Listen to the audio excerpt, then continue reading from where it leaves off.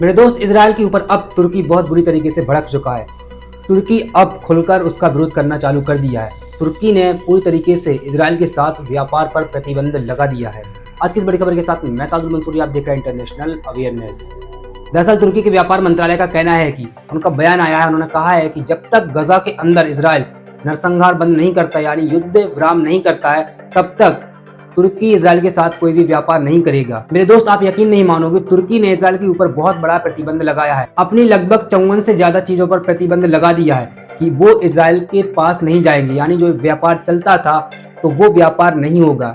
व्यापार मंत्रालय ने बताया है कि जो 54 चीजों पर प्रतिबंध लगाया गया है, जो बैन लगाया गया है, उनमें लोहा, इस्पात और भी कई निर्माण की चीजें हैं जो कि इजराइल को जाती थी, लेकिन अब नहीं जाएंगी। वहीं हमास का कहना है कि इजराइल एक भी शर्त मानने को तैयार नहीं है हमारी, यानी जो युद्ध विराम के लिए हमास के द्वारा से शर्तें रखी गई हैं कि कैदियों की अदला बदली, साथ में पूरी तरीके से सेना की वापसी और पूरी तरीके से युद्ध विराम, तो हमास का कहना है कि इजराइल इन शर्तों को पूरा करने में विफल रहा है, यानी वो एक भी शर्त मानने के लिए तैयार नहीं है, जिसके बाद अब कोई भी युद्ध विराम नहीं होगा। इसी के साथ साथ मेरे दोस्त, ये जो जंग हो रही है इसमें भले ही गजा पूरी तरीके से खत्म हो गया, वहाँ के लोग मारे गए, 30,000 से ज्यादा लोग मारे गए, लेकिन इजराइल और अमेरिका पूरी तरीके से इज्जत खत्म हो गई है। अंतर्राष्ट्रीय स्तर पर इन दोनों की इज्जत खत्म हो गई है। और इस बात को मैं नहीं कह रहा, इस बात को संयुक्त राष्ट्र के स्थायी प्रतिनिधि और ईरान के राजदूत सैयद अमीर इरावानी ने कहा है। उन्होंने न्यूयॉर्क में फिलिस्तीन को लेकर हुए एक महाकुंभ यानी महासंयुक्त राष्ट्र सभा में कहा है। उन्होंने कहा कि अमेरिका लगातार इजराइल का समर्थन कर रहा है गजा के अंदर नरसंहार करने में, बराबर का हाथ अमेरिका का है, जिसके बाद अमेरिका का अंतर्राष्ट्रीय स्तर पर पूरी तरीके से विश्वास खत्म हो गया है, यानी अमेरिका के ऊपर सबका विश्वास खत्म हो गया है और अमेरिका ने अपनी इज्जत भी खो दी है।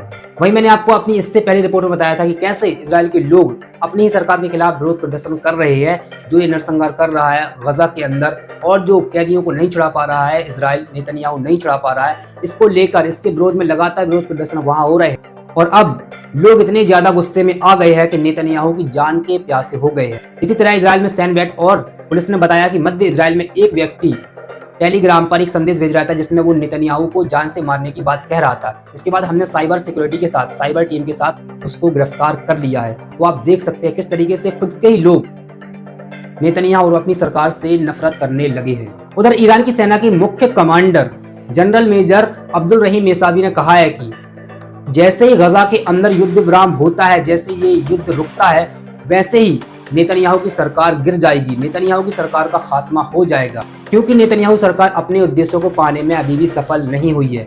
उन्होंने आगे कहा कि लगातार 6 महीने हो गए अमेरिका का समर्थन पाने के बाद, अमेरिका के समर्थन के साथ साथ लगातार इजराइल गजा के अंदर हमले कर रहा है, इसके बाद भी वो गजा के अंदर अपने उद्देश्यों को नहीं पा पाया है, ना तो वो अपने कैदियों को छुड़ा पाया है और ना ही हमास को नष्ट कर पाया है। तो निश्चित ही जैसे ही युद्ध विराम होता है तो नेतन्याहू की सरकार खत्म हो जाएगी।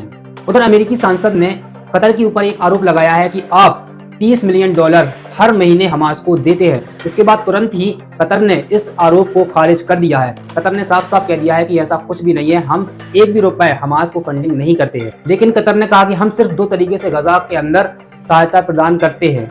एक तो गजा के अंदर बिजली पैदा करने के लिए उनको हम वित्त पोषित करते हैं, यानी गजा के लोगों के लिए, और दूसरा तरीका यह है कि हमने सबसे ज्यादा जो गजा के अंदर गरीब परिवार के लोग हैं, सबसे ज्यादा गरीब परिवार के लोग हैं, उनको हर महीने $100 देते हैं, लेकिन हमास को हम एक भी रुपया फंडिंग नहीं करते हैं। फिलहाल मैच के लिए बस इतना ही। बनी रही इंटरनेशनल अवेयरनेस के साथ। रिपोर्ट पसंद आई है तो दोस्तों के साथ शेयर करना मत भूलिएगा। तो सपोर्ट दिखाइए यार, दोस्तों के साथ शेयर जरूर कीजिए। तब तक के लिए जय हिंद।